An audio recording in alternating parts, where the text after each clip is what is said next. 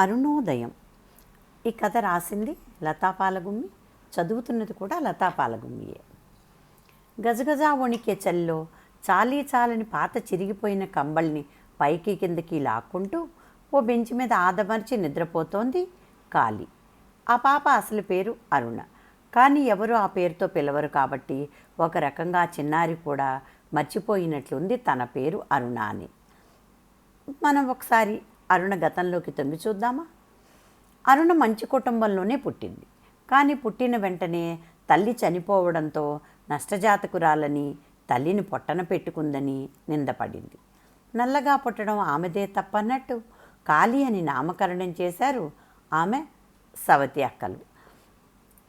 తండ్రి ఆమెను చూడ్డానికి కూడా ఇష్టపడేవాడు కాదు. నాయనమ్మే ఏదో ఒక పేరు పెట్టాలి కదా అని అరుణ అని పెట్టింది.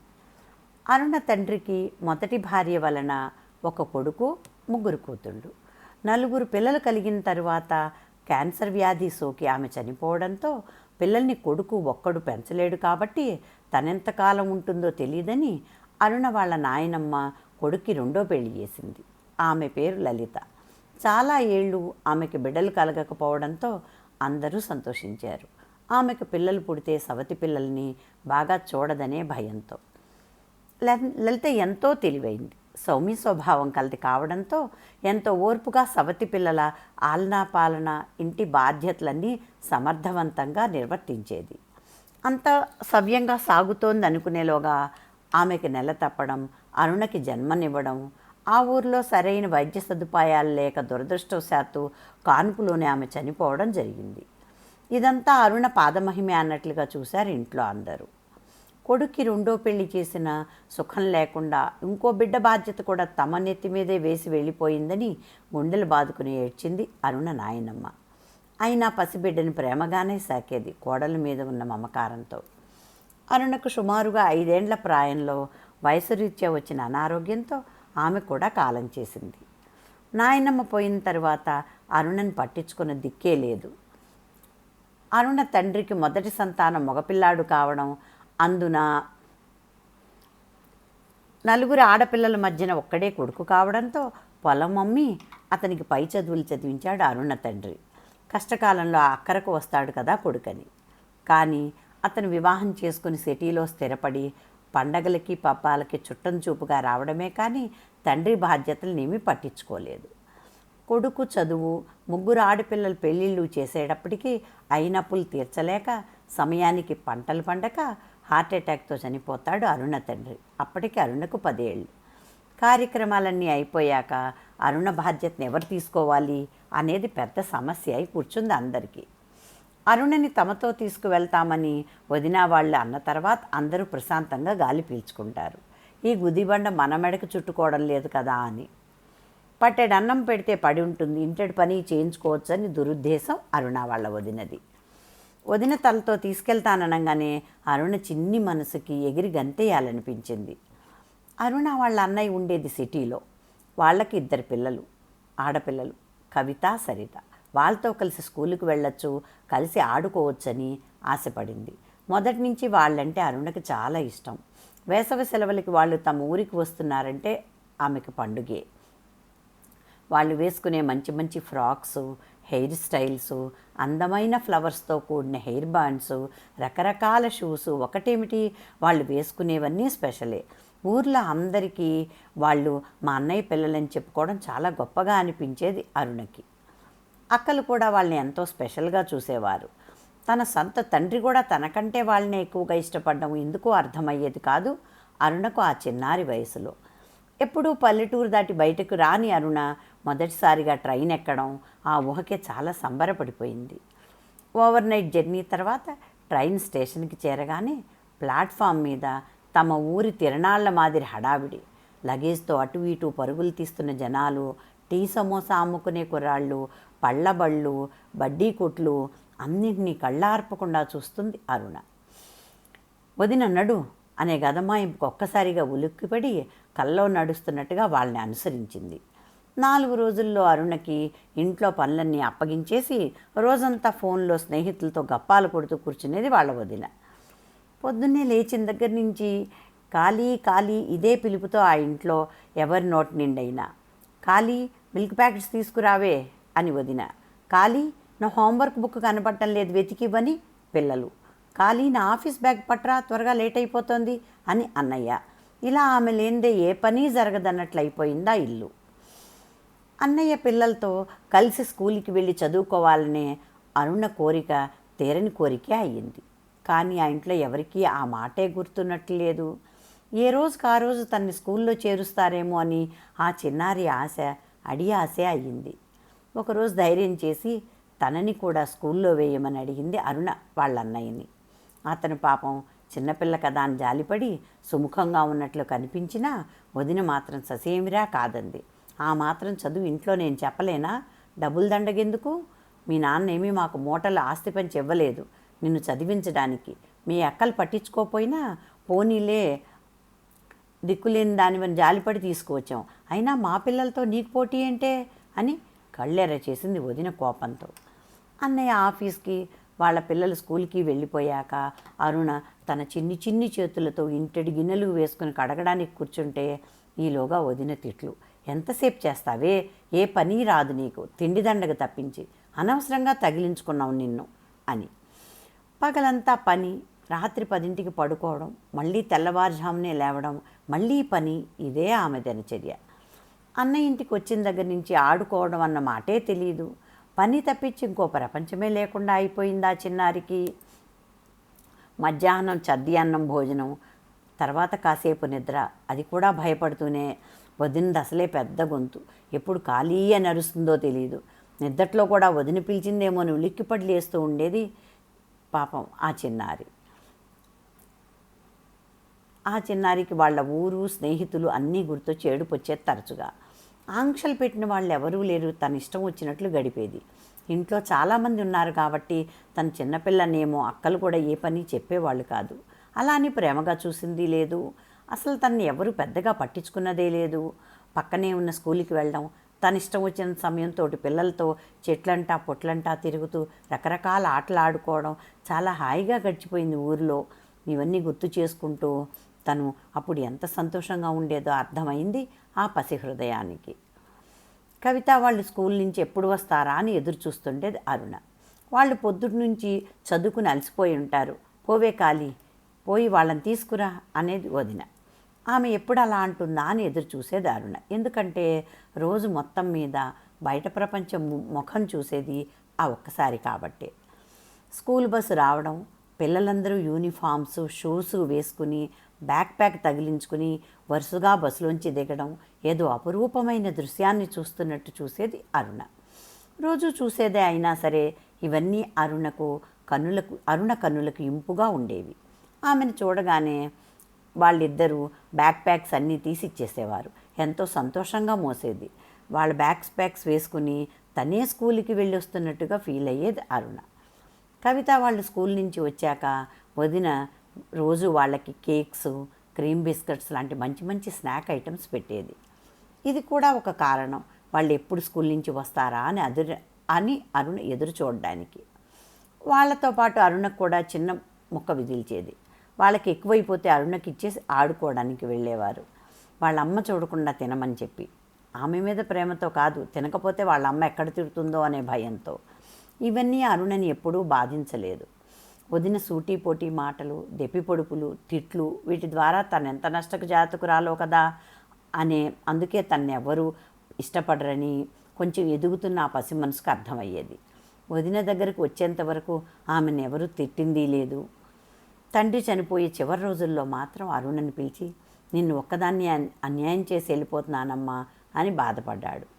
అరుణ తండ్రి చనిపోబోయే ముందు కొడుకు చేతిని తన 2 చేతులతో పట్టుకుని, అరుణ అందరికన్నా చిన్నది, దీన్ని ఒక్క అయ్య చేతిలో పెట్టే బాధ్యత మాత్రం నీదేరా, కాదనకు, ఆడపిల్లల్ని అడగలేను కదరా నాయనా అని ఎంతో దీనంగా అడిగాడు.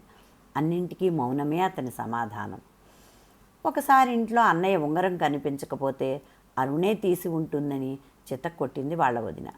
అరుణ తను తీయలేదని, కనీసం అన్న చేతికి ఉంగరం ఉన్నట్లు కూడా తనకి తెలియదని ఎంత చెప్పినా వినిపించుకోలేదు.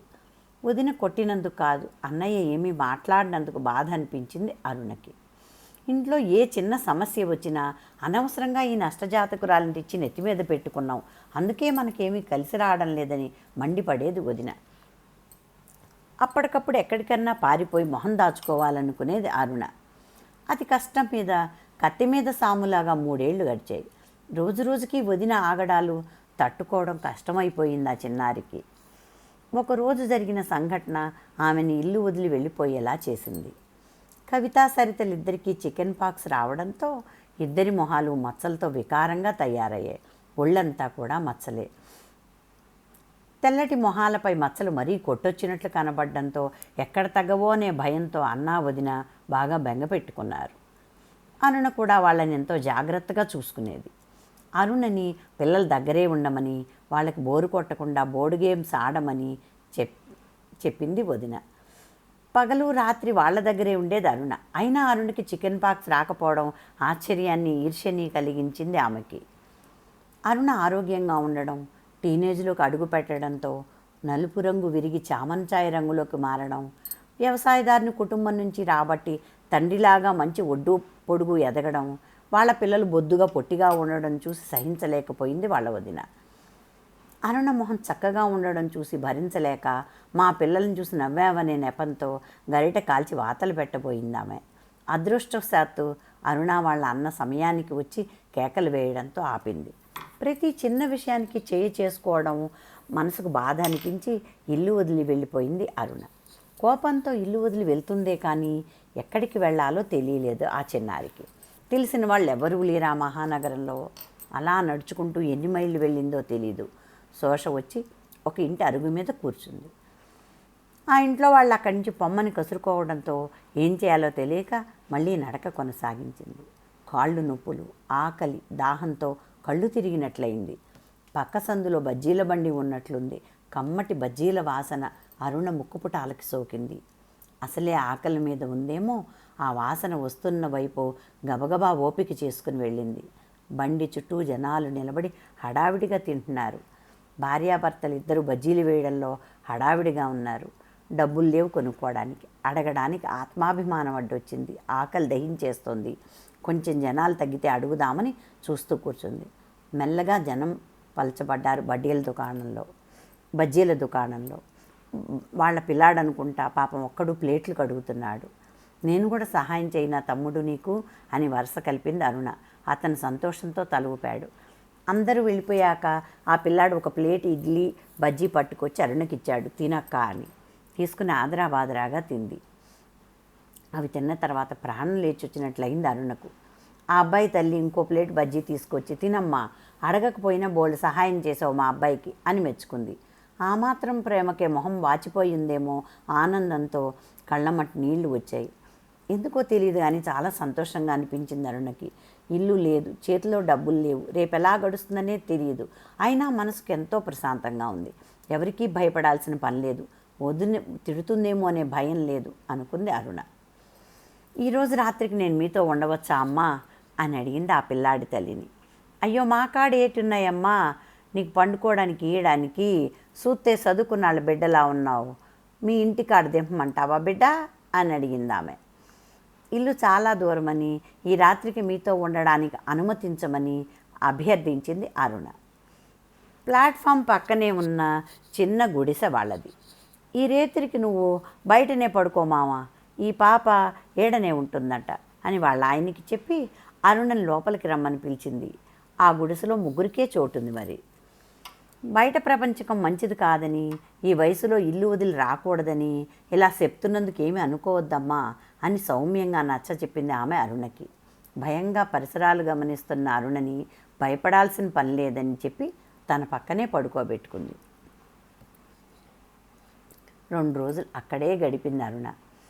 ఇంకా వాళ్ళకి భారం అవ్వడం ఇష్టం లేక ఇక్కడే ఉంటే అన్నయ్యకి తెలిసిన వాళ్ళు ఎవరైనా కనపడతారేమో అనే భయంతో గమ్యం లేని ప్రయాణం మళ్ళీ కొనసాగించింది. నడిచి నడిచి అలసిపోయిన అరుణ ఒక పెద్ద భవంతి దగ్గర ఆగింది. అక్కడే గేటు దగ్గర కూర్చున్న వాచ్మెన్ దగ్గరికి వెళ్ళి, తాత ఏమైనా పని దొరుకుతుందా నాకిక్కడ అని అడిగింది. సార్ వాళ్ళు బయటకు పోయినారమ్మా, వచ్చి నాకు అడిగి చెప్తాను, రేపురా అన్నాడు. ఎక్కడికి వెళ్తుంది తను? ఇల్లు అనేది ఉంటే కదా. పెద్ద రావి వేప వృక్షాలు కనబడ్డాయి. వాటి కింద నీడగా ఉంది కదా అని కూలబడింది. ఇక ఆ రోజు నడిచే ఓపిక కూడా లేదు. ఏదో ఒక పని దొరికితే బాగుండును ఇక్కడ అని ఆలోచిస్తూ కూర్చుంది. అలసిపోయిన బాటసార్ల కోసమే అన్నట్టు బెంచీలు వేసున్నాయి అక్కడ. అలసి సొలసి ఉన్న శరీరం ఎప్పుడు గాఢంగా నిద్ర పట్టేసిందో తెలియదు అరుణకి. మెలకువ వచ్చేసరికి చీకటి పడిపోయింది. చల్లని గాలి వీస్తోంది. భయంకరంగా దోమలు కూడా పీకుతున్నాయి. ఆటకాయిగా తిరిగే ఇద్దరు కుర్రాళ్ళు ఎప్పటి నుంచి గమనిస్తున్నారో కానీ వచ్చి అరుణ పక్కన ఇంకో బెంచి మీద కూర్చున్నారు. చిన్నపిల్లని కూడా చూడకుండా అసభ్య పదజాలం వాడుతూ వెకిలిగా చూస్తుంటారు. అరుణ వాళ్ళని చూసి బెంబేలెత్తిపోయింది. 2 చేతులతో మొహం దాచుకుని వెక్కి వెక్కి ఏడవడం ప్రారంభించింది. అక్కడే ఉండి ఇదంతా గమనిస్తున్న వాచ్మెన్, పోండి ఏడు నుండి, ఆడపిల్ల అగుపడితే చాలు ఎదవలకి, చిన్న పెద్ద వ్యత్యాసం లేదు అని ఆ పోరగాళ్ళని గదమాయించి, ఏం పిల్ల భయంగా ఉందా, రా లోపటికి, ఈ రేత్రికి మా ఇంట్లో పడుకో, వేకుజామునే లేచి వెళ్ళాలి మరి, సరేనా అన్నాడు.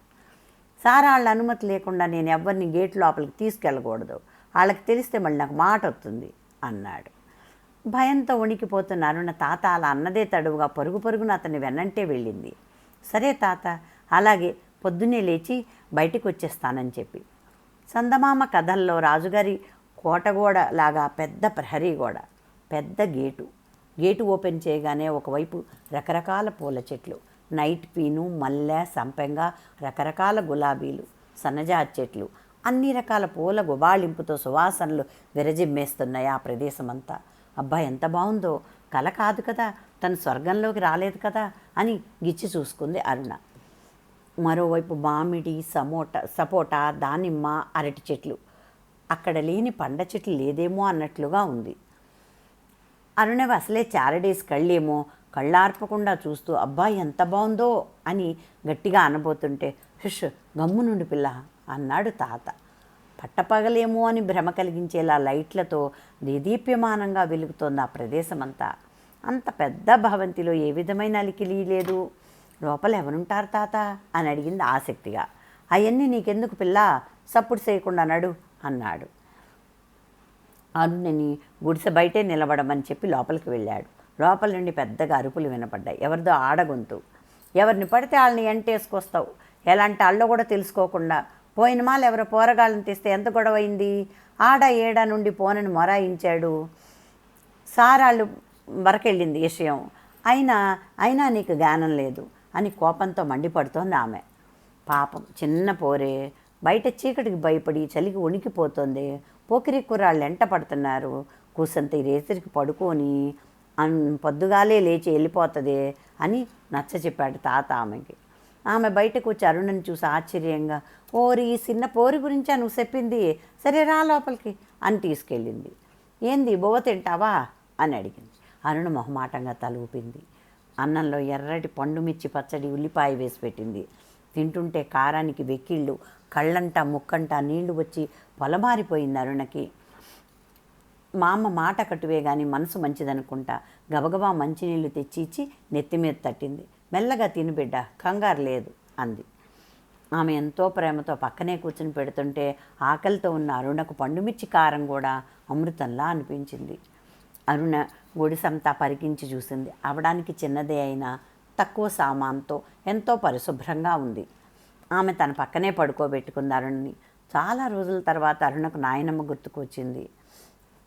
చలికి ఈ పెద్దావిడికి దగ్గరగా ఒదిగి పడుకుంటే వాళ్ళ నాయనమ్మ గుర్తుకు వచ్చింది. అరుణ గురించి వివరాలు అడిగి తెలుసుకుని, ఇంత చిన్న వయసులో ఇన్ని కష్టాలు పడ్డావా బిడ్డా అని బాధపడ్డారు ఇద్దరు. ఏడనే ఏదో పని దొరుకుతుందిలే, సారాలది పెద్ద మనసు, ఉండడానికి కూడా ఏదో ఒక ఆసరా చూపెడతారులే అని ధైర్యం చెప్పింది ఆ పెద్ద ఆవిడ. సరిగ్గా తెల్లవారకుండానే పిల్ల పోయి బయట బల్ల మీద పడుకో అని పాత కంబళి ఇచ్చి తరిమేశాడు తాత కంగారుగా. అసలే కార్తీక మాసం, అందున తెల్లవారుజామున భయంకరంగా వణికించే చలిలో చిన్న కంబళి, దానిలో అక్కడక్కడ చిన్న చిన్న చెరువులు. అసలే కాలిపొడుగైన అరుణకి దేమూలకి సరిపోలేదు. అయినా మైళ్ళ నడకతో అలసిపోయిన అరుణ ఆదమర్చి నిద్రపోయింది. వణికిపోతున్న అరుణకు మా అమ్మ వచ్చి ఇంకో కంబళి వేసేంతవరకు ఒళ్ళు తెలియదు. అంత ఒళ్ళు తెలియకుండా పడుకుంటే ఎలా పిల్ల, పెద్ద అవుతున్నావు, పరిసరాలు గమనించుకుంటూ జాగ్రత్తగా ఉండాలని మెత్తగా చివాట్లు పెట్టింది ఆ పెద్ద ఆమె. ఆమె తిట్టినా సంతోషంగానే ఉంది అరుణకి. అరుణ సాయం చేస్తానంటే వద్దని, వాళ్ళు చూస్తే ఊరుకోరని చెప్పింది. మా అమ్మ గేటు బయటంతా ఊడ్చి కల్లాపి చల్లి పెద్ద ముగ్గు పెట్టింది. ఆమె ముగ్గు పెడుతుంటే అరుణ అక్కడే కబుర్లు చెప్తూ కూర్చుంది. తను పిలిచేంత వరకు అక్కడే ఉండమని, ఎక్కడికి వెళ్ళవద్దని చెప్పి ఆమె లోనికి వెళ్ళింది. అరుణ ఒక్కతే మళ్ళీ కూర్చుంది అలా. ఉదయం 8 దాటిపోయింది. అరుణకు లోపలికి వెళ్ళడానికి అనుమతి లేదు. తాత జాడ లేదు. బహుశా లోపల పనులతో బిజీగా ఉన్నాడేమో అనుకుంది అరుణ. అరుణకి అక్కడి నుంచి వెళ్ళడం ఇష్టం లేదు. ఒక్కరోజు పరిచయానికే తాత మా అమ్మ పెద్ద దిక్కుగా ఎంతో ఆత్మీయులుగా అనిపించారు. ఇక్కడే ఏదో ఒక పని దొరికితే బాగుండునని ఆశగా ఎదురు చూస్తూ కూర్చుంది. కడుపులో ఎలుకలు పరిగెడుతున్నాయి. ఈలోగా కిర్రుమని గేటు శబ్దం. తాత 2 జాంపళ్ళు ఇచ్చి వెళ్ళాడు. తోటలో అనుకుంటా, తాజాగా తియ్యగా ఉన్నాయి. అవి తిని మున్సిపల్ ట్యాప్లో కాసిన నీళ్లు తాగింది అరుణ. కాస్త ఆత్మారాముడు శాంతించాడు. మళ్ళీ నిరీక్షణ. సుమారుగా మధ్యాహ్న సమయం. మా అమ్మ తెల్ల పళ్ళెంలో అన్నం పులుసు కూర వేసుకొచ్చి, పాపం ఎంత ఆకలితో ఉన్నావో ఏమో, పొద్దుగేల నుండి పనితో వీలు కాలేదే అమ్మా, నీకేమన్నా పెట్టడానికి, నీకోసమే కూర వండా, రేత్రి పచ్చడి కూడా తినలేకపోయావని అంటూ ఎంతో అభిమానంతో అన్నం పళ్ళెం అరుణ చేతికిచ్చింది. అసలే ఆకలితో ఉన్న అరుణ గబగబా తినేసింది. ఆమె ప్రేమకి కళ్ళంట నీళ్లు తిరుగుతూ ఉండగా, ఎవరికైనా తను పని చేసి పెట్టడమే కానీ తనకెవరూ చేసి పెట్టడం అలవాటు లేని అరుణకి పెద్ద ఆమె కష్టపడి వండడమే కాక తనకు తెచ్చిపెడుతుంటే తనేమీ వాళ్ళకి సహాయం చేయలేకపోతున్నానని వాపోతుంది. అరుణ అభిమానానికి మా అమ్మ కళ్ళు చెమ్మగిల్లాయి. బిడ్డలు లేని మా కోసం ఆ దేవుడే నిన్ను పంపించాడమ్మా అని సంబరపడింది ఆమె. ఈలోపు 3 కార్లు వరుసగా రావడంతో తాత పరుగు పరుగును వెళ్ళి గేటు తెచ్చాడు. అరుణ తొంగి తొంగి చూసింది, కానీ ఎవ్వరూ కనపడలేదు. కారు గ్లాస్కి బ్లాక్ ఫిల్మ్ ఉండబట్టి. సాయంత్రానికి అరుణ నిరీక్షణ ఫలించింది. తాత వచ్చి, పిల్ల లోనికి రా, మా సారాల దగ్గర తీసుకెళ్తా అన్నాడు. అదొక పెద్ద హాలు. అక్కడ సోఫాలో ఒక ఆయన కూర్చుని ఉన్నారు. ఆజానుబాహుడు, ప్రశాంతమైన ముఖవర్చస్సుతో ఎంతో గంభీరంగా ఉన్నారు. అరుణ భయంతో తాత వెనకాల నక్కి ఉంది. నేను చెప్పింది ఈ పిల్ల గురించి అయ్యా అన్నాడు తాత. ఏది, నాకెవరూ కనిపించటం లేదే అన్నారు నవ్వుతూ ఆయన. తాత పక్కకి తప్పుకున్నాడు. చిన్నప్పటి నుంచి శుభ్రంగా ఉండడం, చక్కగా తలదూకుని ఉన్నంతలో మంచి బట్టలు వేసుకోవడం అలవాటైన అరుణకి మురికి బట్టలు, స్నానం చేసి 4 రోజులైందేమో, జిడ్డుగా ఉన్న ముఖం, తైల సంస్కారం లేని జుట్టు, ఈ అవతారంతో ఆ పెద్ద ఆయన ముందు నిలబడాలంటే సిగ్గుతో ప్రాణం పోయినంత పనైంది అరుణకి. ఎంతో మృదువుగా ఇలారా అని పిలిచారు. భయభయంగా వెళ్ళింది అరుణ. నీ పేరేంటి, ఎంతవరకు చదువుకున్నావు, నీ తల్లిదండ్రులు ఎక్కడుంటారు అని అడిగారు. తన పేరు కాళీ అని చెప్పబోయి తమాయించుకుని అరుణ అని 5వ తరగతి వరకు చదువుకున్నానని చెప్పి, తల్లిదండ్రులు చిన్నప్పుడే చనిపోయారని, తనకెవరూ లేరని, ఏ పనైనా చేస్తానని, దయచేసి ఇక్కడ ఉంచడానికి అనుమతించమని అడిగింది అరుణ. ఎవరినో పిలిచి, ఈ అమ్మాయి నుంచి ఇక్కడే ఉంటుంది, కావలసినవన్నీ చూడమని చెప్పి వెళ్ళిపోతారు. రొట్టె విరిగి నేతిలో పడ్డట్టు అయింది అరుణకి. మనునాటికల్లా 6 డజను కొత్త డ్రెస్సులు, ఆమెకు కావలసిన మిగతావన్నీ కూడా అమిరినాయి. అరుణకు ఇదంతా కల్లోలా అనిపించింది. వారం 10 రోజుల వరకు ఖాళీగా ఉంది. ఏ పని చేయాలో ఎవరూ చెప్పడం లేదు. 3 పూట్లా తినడం, పడుకోవడం, ఇదే పని ఆమెకి. చిన్నప్పటి నుంచి పనికి ఆహార పథకం అన్నట్లు పెరిగిందేమో. ఇక్కడి వాతావరణం ఆమెకి చాలా వింతగా, కొత్తగా ఉంది. ప్రకాశం, రజనీష్, సూర్యంగారులు 3 ప్రాణ స్నేహితులు. 3 లక్ష్మీపుత్రులే. వృత్తిరీత్యా లాయర్లు. ప్రకాశం గారు పబ్లిక్ ప్రాసిక్యూటర్గా పనిచేసి వాలంటీర్ రిటైర్మెంట్ తీసుకున్నారు. రజనీష్, సూర్యంగారులు మాత్రం ప్రైవేట్ ప్రాక్టీస్ ఇంకా కొనసాగిస్తున్నారు. 3 ధ్యేయం ఒకటే, వృద్ధాశ్రమం స్థాపించి సాధ్యమైనంత మంది వృద్ధులకు ఆశ్రయం కల్పించడం. ప్రకాశం గారు తన డబ్బు, సమయమంతా దీనికే కేటాయిస్తున్నారు.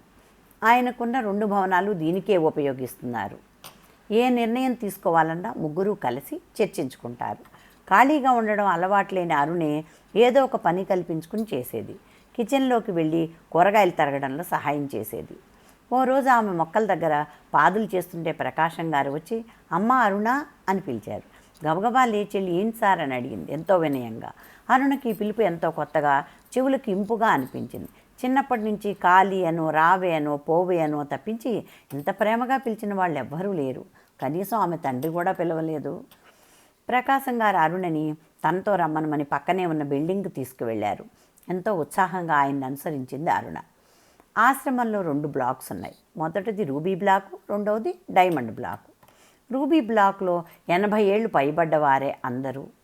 డబ్బు లేక, ఎవరు చూసేవాళ్ళు లేక, అనాథలుగా ఉన్నవాళ్ళు, ప్లాట్ఫామ్ మీద రోజుల తరబడి తిండి లేక శోష వచ్చి పడిపోయిన వాళ్ళు, అనారోగ్యంతో ఉన్నవాళ్ళు, అలా అందరినీ ఒక చోటకి చేర్చి ఆదరిస్తున్నారు ప్రకాశం గారు వాళ్ళు. రూబీ బ్లాక్లో సుమారుగా 50 నుండి 60 వరకు బెడ్స్ వేసున్నాయి. అందరూ బాగా పెద్దవాళ్ళు.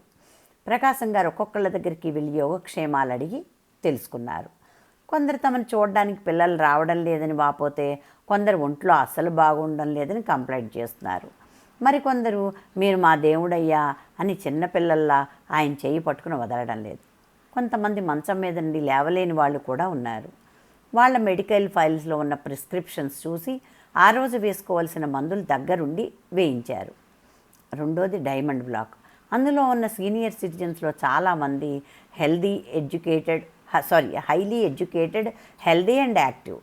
అది పెయిడ్ బ్లాక్.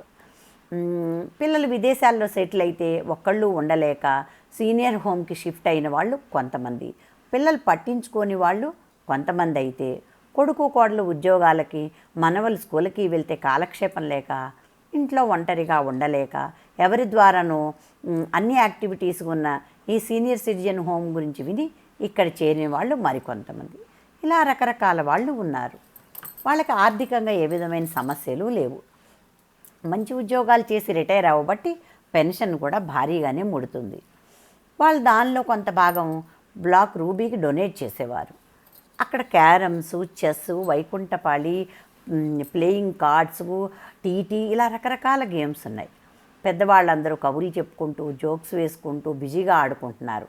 వాళ్ళని చూస్తే ఓల్డేజ్ హోమ్లో ఉన్నట్లుగా కాక వెకేషన్ సెలబ్రేట్ చేసుకోవడానికి వచ్చినట్లుగా ఉన్నారు. ప్రకాశం గారు కూడా వాళ్ళల్లో ఒకరుగా కలిసిపోయి గేమ్స్ ఆడారు. అందరూ చిన్నపిల్లల్లాగా ఎంజాయ్ చేస్తున్నారు. అరుణ వింతగా వాళ్ళనే చూస్తుండిపోయింది. అక్కడ వైకుంఠపాళి గేమ్ చూడగానే అరుణకి మొహం వెలిగిపోయింది. అరుణకి ఎంతో ఇష్టమైన ఆట అది. మరి చిన్నప్పుడు ఏదైనా బోర్డు గేమ్ ఆడింది అంటే అది వైకుంఠపాళినే. అరుణ ఫ్రెండ్ దగ్గర ఆ బోర్డు ఉండేది. అందరూ ఆ అమ్మాయికి ఎన్నో లంచాలు ఇస్తే కానీ ఆ బోర్డు తెచ్చేది కాదు. అలాంటిది ఇక్కడ ఎన్ని వైకుంఠపాళీలు ఉన్నాయో అని అరుణ ఎంతో ఆశగా వింతగా చూసింది. మొదటిసారిగా ఆమెకు అర్థమైంది జీవితంలో ఏ వయసులో అయినా సంతోషంగా ఉండవచ్చని. తర్వాత ఆఫీసు రూముకు కూడా అరుణని తనతో తీసుకువెళ్ళారు. రజనీష్, సూర్యంగారులు కూడా అక్కడే ఉండడంతో వాళ్ళ ముగ్గురు కబుర్లలో పడ్డారు. ప్రకాశం గారు అలసిపోయినట్లు కనపడడంతో అరుణ ఆయనకి అక్కడే ఉన్న ఫ్లాస్క్లో ఉన్న కాఫీ తీసి ఇచ్చింది. అడగకుండానే అర్థం చేసుకుని కాఫీ ఇచ్చినందుకు మెచ్చుకోలుగా చూశారు ప్రకాశం గారు ఆమెకేసి. అన్నట్లే ఈ అమ్మాయి గురించి చెప్పలేదు కదా నేను మీకు అని వారం క్రితం పనిలోకి తీసుకున్నట్లుగా చెప్పారు ప్రకాశం గారు. ఇంత చిన్నపిల్ల పెద్దవాళ్ళని చూసుకోగలదా అనే అనుమానం వ్యక్తం చేశారు మిగిలిన వాళ్ళిద్దరూ. ఆమెని వాళ్ళ ఆర్ఫనేజ్కి పంపిద్దామని, అక్కడైతే తోటి పిల్లలతో కలిసి చదువుకుంటుందని సూచించారు. అరుణ మొహం ఆందోళనతో నిండిపోయింది. అక్కడి నుంచి పంపించేస్తారేమో అనే భయంతో. ఆమెకు ఆశ్రమం ఎంతగానో నచ్చింది. చిన్నపిల్లే అయినా ఓర్పు ఎక్కువని గత వారం నుంచి గమనిస్తున్నానని, ఏ పని చెప్పకపోయినా తనంత తానే కల్పించుకుని చేస్తోందని, పెద్దవాళ్ళని చూడడానికి కావలసినంత ఓర్పు నేర్పు ఉన్నాయని అరుణ గురించి వాళ్ళకి చెప్పారు ప్రకాశం గారు. చిన్నపిల్ల కాబట్టి కొంచెం సమయం ఆశ్రమంలో పెద్దవాళ్లతో గడిపి మిగతా సమయం ప్రైవేటుగా అరుణ తన చదువు కొనసాగించాలని నిశ్చయించారు ప్రకాశం గారు. మిగతా ఇద్దరు కూడా ఆయన నిర్ణయానికి గ్రీన్ సిగ్నల్ ఇచ్చారు. అరుణ ఆనందానికి అవధులు లేవు. తన చిరకాల వాంఛ నెరవేరుతున్నందుకు చదువుకోవడం అంటే ఆమెకు ఎంతో ఇష్టం. మరి ఆ రోజు మొదలుకున్న ఆమె డ్యూటీ పెద్దవాళ్ళ దగ్గరే. రోజు ఉదయాన్నే పెద్దవాళ్ళందరినీ పేరు పేరున పలకరించి వాళ్ళ సమస్యలు శ్రద్ధగా వినడం, వాళ్ళని శుభ్రంగా ఉంచుతున్నారో లేదో సూపర్వైజ్ చేయడం, బ్రేక్ఫాస్ట్ తర్వాత మెడిసిన్స్, వాళ్ళల్లో కొందరు మందులు వేసుకోనని మొరాయిస్తూ ఉంటారు, వాళ్ళకి ఓర్పుగా కథలు చెప్పి నచ్చచెప్పడం, కాసేపు వాళ్ళతో కబుర్లు, ఇది ఆమె దినచర్య. ఒక నెల తిరిగేటప్పటికి అన్నీ అవగతమయ్యాయి అరుణకి. ఒక రకంగా చెప్పాలంటే వాళ్ళందరూ చిన్నపిల్లలతో సమానమని అర్థమైంది అరుణకు. అవడానికి అరుణ వయసు 13 ఏళ్లే అయినా 20 ఏళ్ల వాళ్ళకు ఉండవలసిన మెచ్యూరిటీ ఉంది ఆమెకి. మెడిసిన్స్ పేర్లు చదవడం రాకపోవడంతో అరుణకు పెద్ద ఇబ్బందే ఎదురైంది. డైమండ్ బ్లాక్లో ఉంటున్న రిటైర్డ్ ప్రొఫెసర్స్ అరుణకి చదువు నేర్పిస్తే మెడిసిన్స్ ఇవ్వడంలో హెల్ప్ అవుతుందని అనిపించడంతో ఆ మాటే ప్రకాశం గారితో అంటారు. అయితే ఇంకా ఆలస్యం ఎందుకు, ఆ మంచి పనికి వేరే శ్రీకారం చుట్టండి అని ప్రకాశం గారు ఎవరితోనో అంటుంటే విన్న అరుణ సంబరపడిపోయింది. స్వతహాగా తెలివైనది, చదువు అంటే మక్కువ కలిగింది కాబట్టి 6 నెలలు తిరిగేలోగా ప్రిస్క్రిప్షన్స్ చూసి మెడిసిన్స్ ఇవ్వడం నేర్చుకుంది.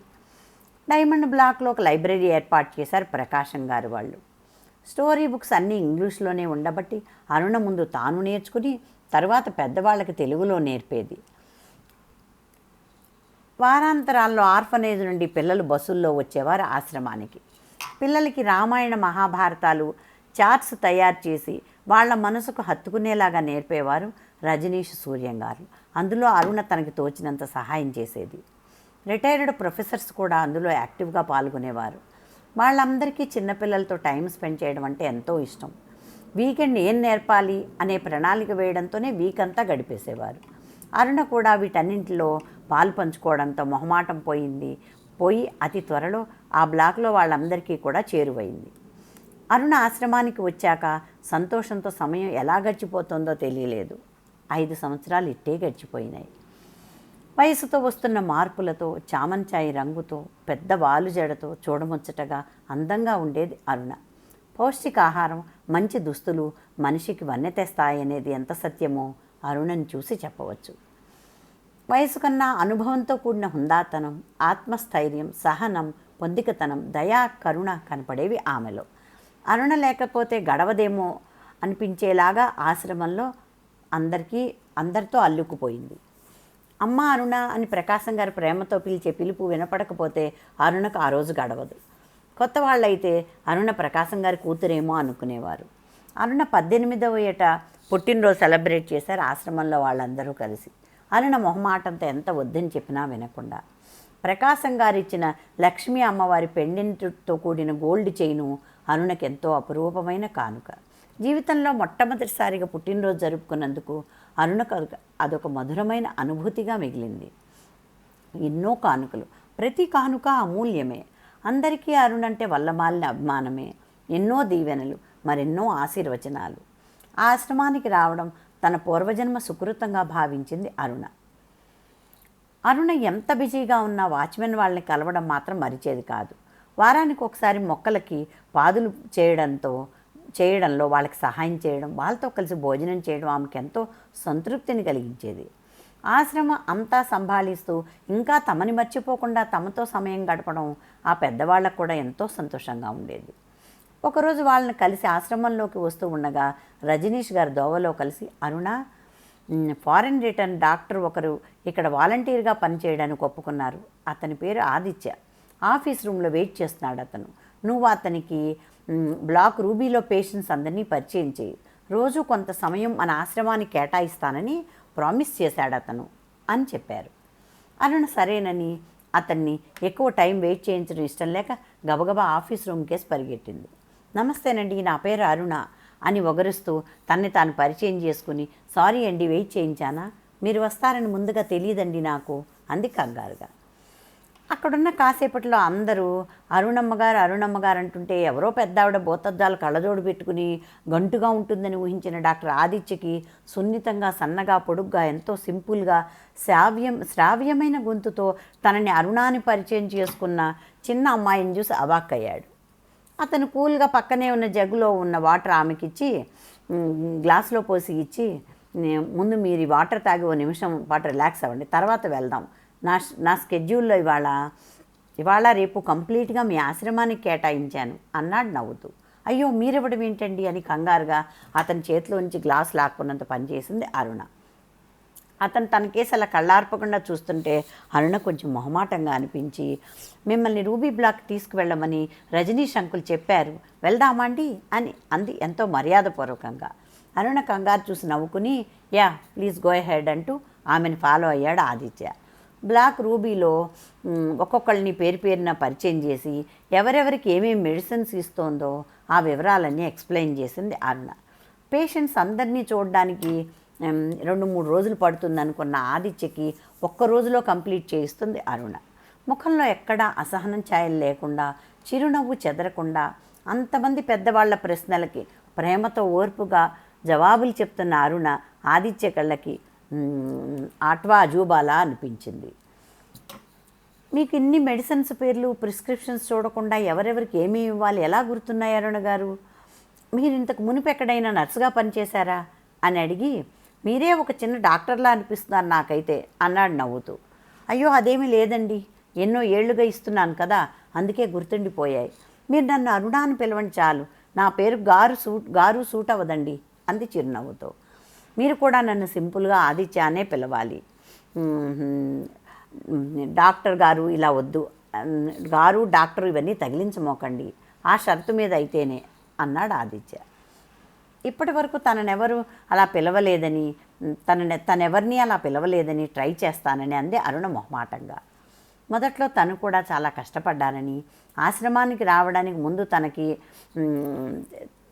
చదవడం కూడా రాదని, ఎవరిదైనా హెల్ప్ తీసుకుని ప్రతి పేషెంట్స్కి మెడిసిన్స్ ఆర్గనైజర్ కిట్ తయారు చేసుకునేదానని అరుణ చెప్తుంటే వింతగా ఆమె కేసు చూశాడు ఆదిత్య. ఇంత ఎక్స్పీరియన్స్ ఉన్న తనకి కూడా ప్రిస్క్రిప్షన్ చూడకుండా సాధ్యం కాదంటాడు Aditya. Really you are an amazing person Aruna అన్నాడు. అతను అలా తను ఎంతో గొప్ప పని చేసినట్లుగా పొగుడుతుంటే సిగ్గుపడింది అరుణ.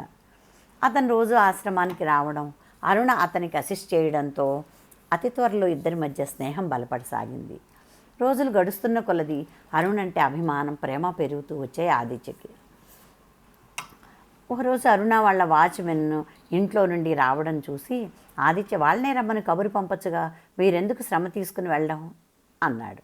వాళ్ళు తనకు ఆప్తులని, దేవాలయం లాంటి ఆశ్రమాన్ని పరిచయం చేసిన తాత వాళ్ళకి ఏమి ఇచ్చినా రుణం తీర్చుకోలేనని చెప్పింది.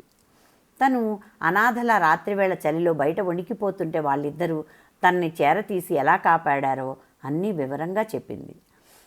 రోజుకు ఒక కొత్త విషయం ఆమె గురించి తెలుసుకోవడం ఆదిత్యకు చాలా ఉత్సుకతగా ఉండేది. ఆమె మీద గౌరవం రెట్టింపు అవసాగింది. ఇద్దరి మధ్య గంటలు నిమిషాల్లా దొరికిపోయేవి. అతను ఫారిన్లో తన స్టడీసు, అనుభవాల గురించి చెప్తుంటే ఆమె లైఫ్లో అడుగడుగునా తను ఎలా స్ట్రగుల్ అయింది చెప్పేది. ఇద్దరి జీవితాలు రెండు విభిన్న కోణాలు. ఒకరి జీవితం వడ్డించిన విస్తరైతే మరొకరిది నిత్య పోరాటం.